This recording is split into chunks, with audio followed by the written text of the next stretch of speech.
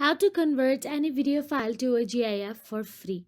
Converting a video file to a GIF is a straightforward process that you can accomplish for free, and here is a step-by guide.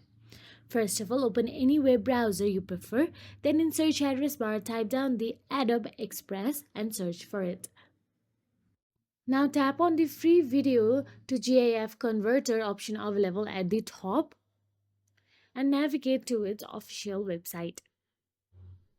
Now once done so, you can see upload your video option available in the blue box.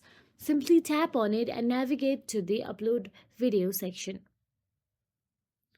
Now once here, simply browse through your desktop gallery and select the video you wish to change it to the GIF. Now simply tap on the plus icon available there. Make sure you have the video you want to change it to the GIF. Then tap on the done option available there. So basically it might take few moments for your video to convert into the GIF. Once your video is converted to the GIF, you will get to see download option available there and download it to your device. So that is it. If you found this video helpful, please like, share and subscribe our channel, and thank you so much for watching.